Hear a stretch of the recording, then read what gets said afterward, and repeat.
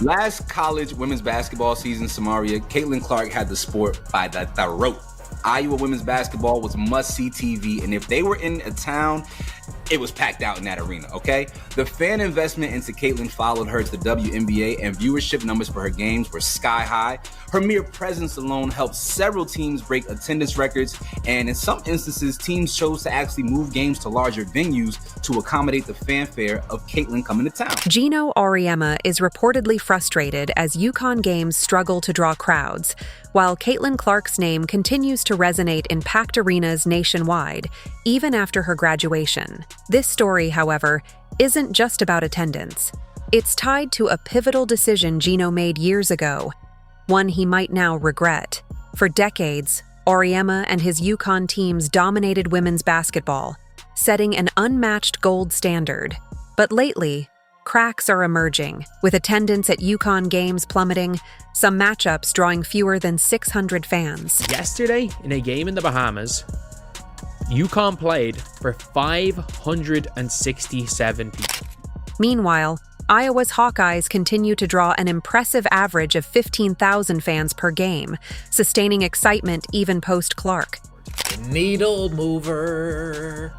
The biggest draw in American sports today, CC22, Caitlin Clark Kent. That's just the truth. Then there's Caitlin Clark, the player Geno Auriemma once doubted and overlooked. Her meteoric rise has been nothing short of historic, leaving fans questioning whether Geno's misstep cost more than he's willing to admit.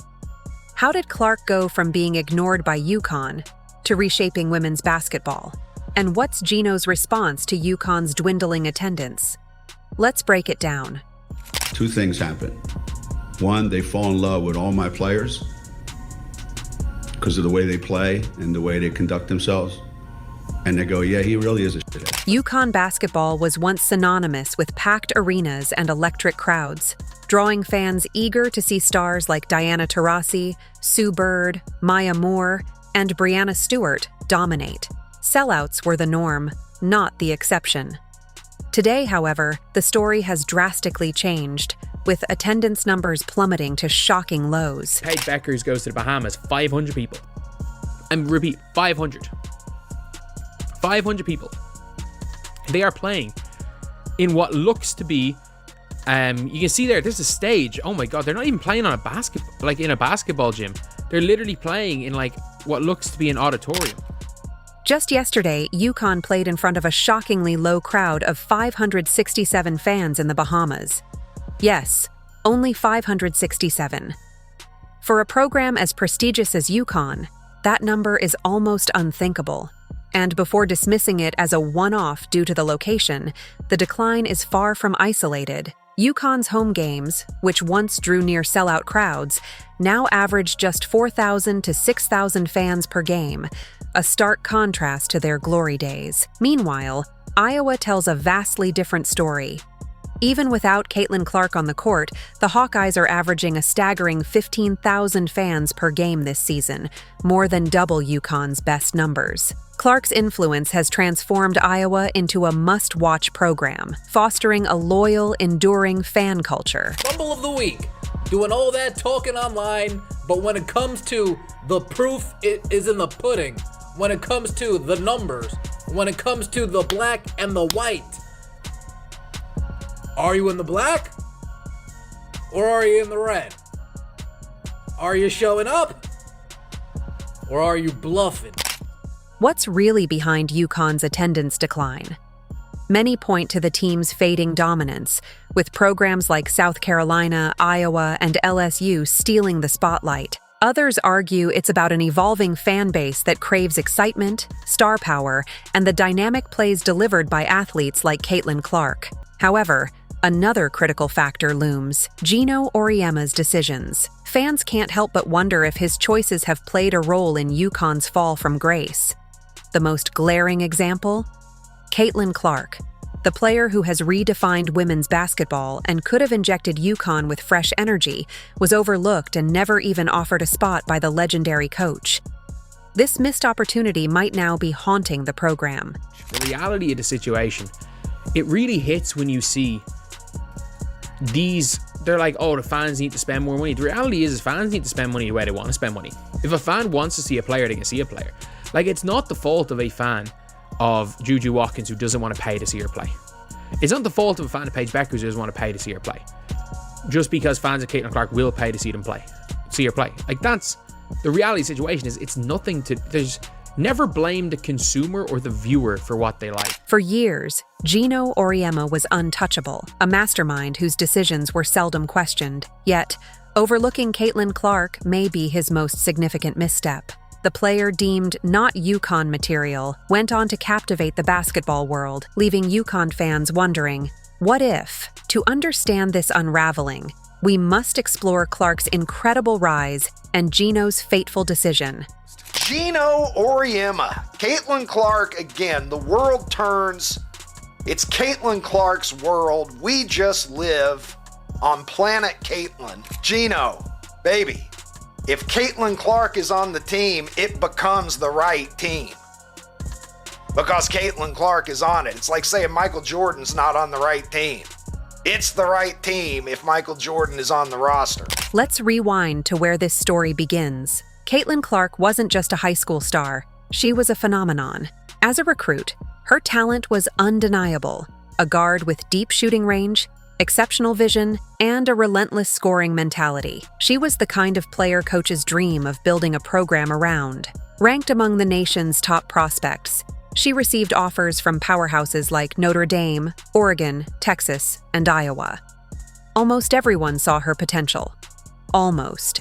Glaring omission stood out from Caitlin Clark's list of suitors. UConn. That's right, Geno Auriemma, the coach synonymous with women's basketball excellence, didn't offer her a scholarship. Reports suggest he doubted whether her style of play would fit his system. Clark's high-risk, high-reward three-pointers and flashy passes seemed at odds with UConn's historically disciplined, team-oriented style. Auriemma may have viewed her free-flowing game as too much of a gamble for his system. Wants to know, if Caitlin Clark played for Geno, would he let her shoot logo threes? Should I answer that? Go ahead. Hell no. Okay.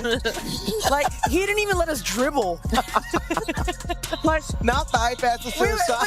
We were playing triangle, pass, screen away, pinch post. I bet we came off five pick and rolls our whole career. Some speculate that Geno Auriemma simply underestimated Caitlin Clark's ability to dominate at the college level. His public reason for passing on her was that UConn had already recruited Paige Bueckers, whom he believed was the better prospect. Whatever the reason, UConn didn't offer Clark a scholarship, leaving her to choose from other top programs. In the end, she selected Iowa, a school not typically mentioned alongside basketball powerhouses. Clark didn't just thrive at Iowa, she transformed the program. By her sophomore year, she was shattering records, and by her junior year, she led the Hawkeyes to the Final Four.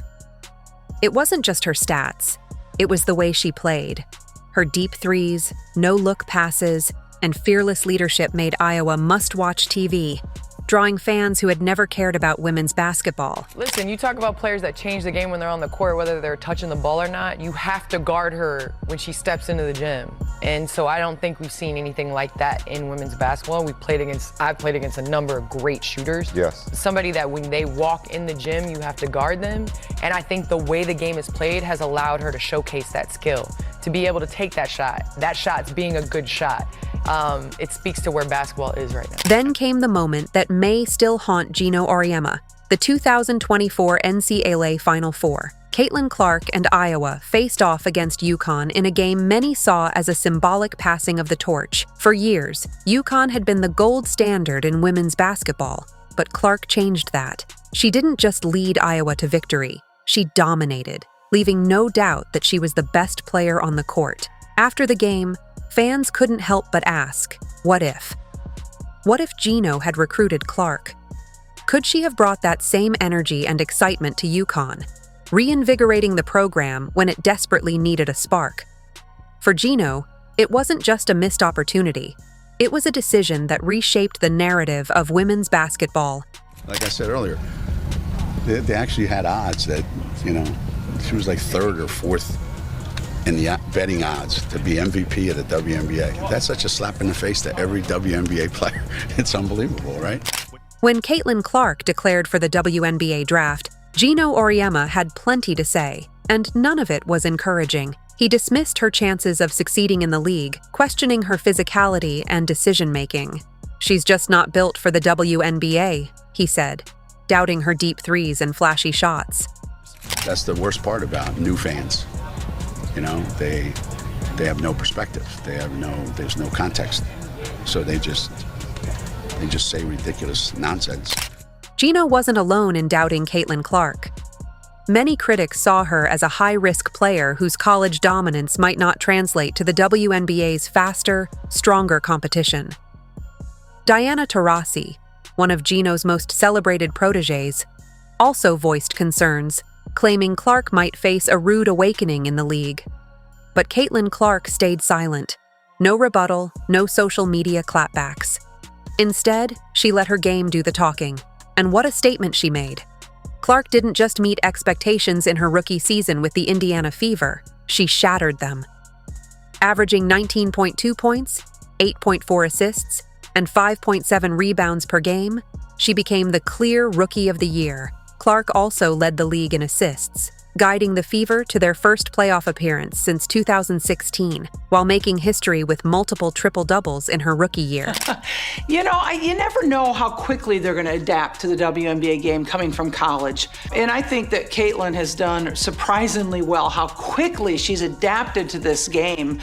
There's a lot of doubters out there, as we all know, and she has proved them all wrong. The memes and online buzz followed. Social media exploded with posts mocking Geno's earlier doubts. One tweet paired a highlight reel of Clark's deep threes with the caption, "This aged like milk." Another simply asked, "How's that WNBA physicality working out for you, Geno?" One viral post juxtaposed Geno's scathing quotes with Clark's celebratory Rookie of the Year photo, captioned, "Talk less, watch more." Fans weren't the only ones noticing. Analysts hailed Clark as a generational talent, drawing comparisons to LeBron James's rookie season. WNBA veterans were equally impressed, admitting they hadn't seen anything like her before. Clark's ability to take over games, inspire teammates, and fill arenas made her the face of the league's next generation. Then came the plot twist.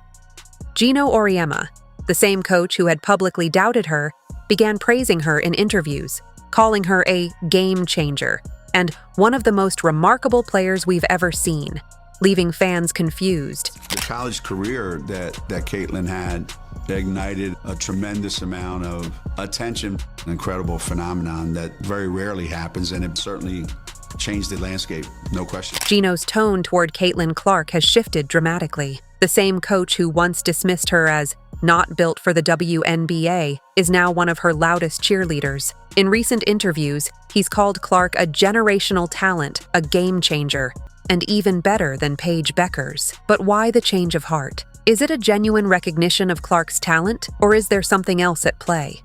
Let's break it down. First, there's the timing.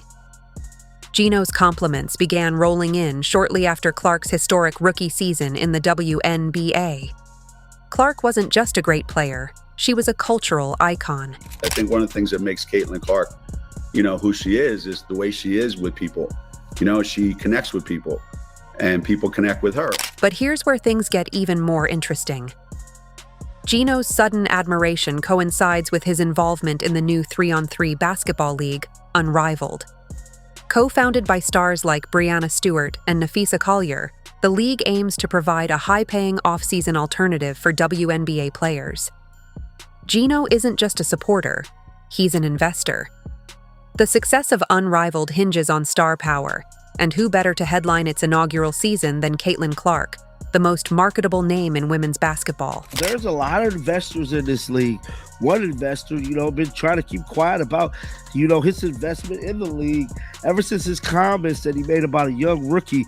Pretty much, had him in the headlines for about a month and a half. That is Geno Auriemma, dog.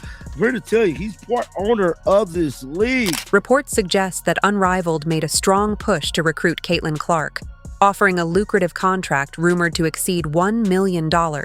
Social media campaigns and cryptic hints about her jersey number, 22, fueled speculation.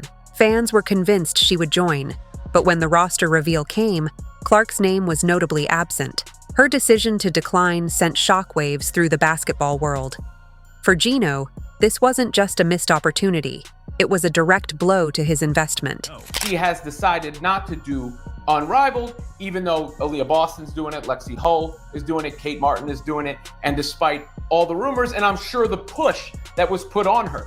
But Clark has all the leverage in this situation, and I'm not saying she flexed it, but she was comfortable enough in her position to make the decision, and it appears that answer is no. Caitlin Clark's decision to turn down Unrivaled was driven by one thing: rest.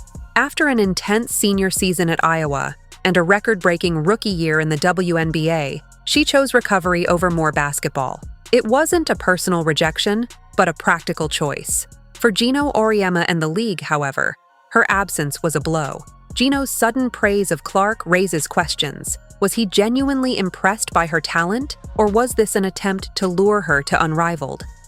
Clark's refusal left Geno and the league in a tough spot. Her story is more than basketball. It's a lesson in resilience, vision, and self-worth. From being overlooked to becoming the brightest star in the WNBA, Clark has redefined the game. My expectation is to be one of the best players in the world one day. I wouldn't expect anything less than that. More history for the FIBA rookie. At this point, continue to be myself, and I think a lot of good will come from that. For Geno Auriemma, the story is more layered. His decision to pass on recruiting Caitlin Clark could be remembered as one of college basketball's biggest missed opportunities. His public criticism only added fuel to the narrative, casting him as a doubter at a time when Clark was proving herself as a generational talent. Now, as he praises her, fans are left wondering if his admiration is sincere or part of a calculated move tied to his involvement with Unrivaled. On the other hand, Clark's decision to prioritize rest over the glitz of Unrivaled sends a powerful message. By setting boundaries and focusing on her health, she's showing athletes that success isn't just about saying yes to everything, but sometimes about saying no. Obviously, they've tried to do everything they could to make the most of the situation. They tried to make the most of Caitlin Clark not playing by hinting everything and basically making people think that Caitlin Clark was going to play. So, what does all of this mean for the future? For UConn, it's a wake-up call. The program that once defined dominance in women's basketball now faces the reality of dwindling attendance and the missed opportunity to build around a once-in-a-lifetime player. For Unrivaled, the challenge is clear. Without Caitlin Clark, the league must find new stars who can draw the same kind of attention she did. As for Geno, it's a reminder that even legends are not immune to mistakes or their consequences. Caitlin Clark is just getting started, and her influence, both on and off the court, is already reshaping women's basketball in ways that will impact generations to come. As for Geno, only time will tell if he can turn this story around. Do you agree? Let us know in the comments. If you enjoyed, leave a like and subscribe. More videos are on screen now.